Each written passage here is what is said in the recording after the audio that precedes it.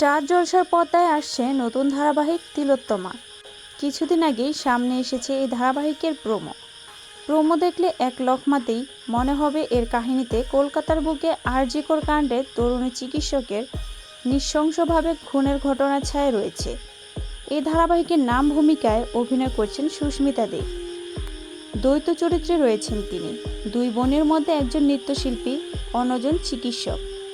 প্রযোজক পরিচালক স্নেহাশিস চক্রবর্তীর হাত ধরেই আসছে এই ধারাবাহিক। তিলোত্তমা, অভয়া নামগুলো শুনলে আজও কলকাতা ফিরে যায় সেই কালো রাতটিতে। সেই রকম এক রাতের ঝলক ফুটে উঠল ধারাবাহিকের প্রথম প্রমোতে, যেখানে দেখা যাচ্ছে সুস্মিতাদের এক অবতার বিয়ের পিঁড়ি ছেড়ে পালাচ্ছে। তারপর তার কিছু নাচের দৃশ্য।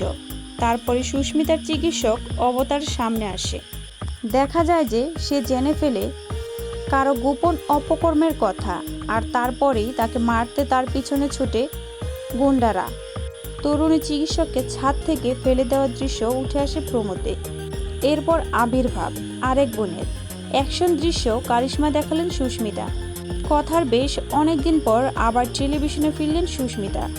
এর মাঝে ওয়েব সিরিজ কুহিলি এবং মঞ্চ অভিনয়ে বাংলার শেষ স্বাধীন নবাব সিরাজউদ্দৌলার বেগম লুৎফুন্নিসা বেগমের চরিত্রে অভিনয় করে নিজের অভিনয়শৈলী জাত বুঝিয়েছেন তিনি। এবার দ্বৈত চরিত্রে একেবারে আলাদা দুটি ইমেজে ধরা দেবেন সুস্মিতা।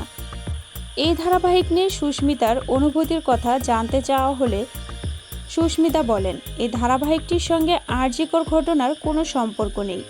এটা একটা মেডিকেল থ্রিলার, যমজ বোনের গল্প। যেরকম এন্টারটেনমেন্টের জন্য একটা গল্প ভাবা হয়, এটাও সেই রকম। আমার কাছে খুব চ্যালেঞ্জিং, কেননা ডবল রোল এই প্রথমবার করছি। দুটো চরিত্র করব একসঙ্গে, সেখানে সুইচ অফ সুইচ অন করাটা খুবই গুরুত্বপূর্ণ। দুই বোনের মধ্যে একজন ডান্সার, বেলে ডান্স ফর্মটা প্র্যাকটিস করতে হচ্ছে, আর বেলে খুব কঠিন। আমার মনে হয় সবার ভালো লাগবে। প্রোমো সবাই দেখে ভালো বলেছে, বাকিটা লেখকের উপর উনি কিভাবে ভাবছেন। 2024-এর ঘটনা। মেডিকেল হাসপাতালে কর্মরত অবস্থায় ভয়াবহ মৃত্যু হয় এক তরুণী চিকিৎসকের।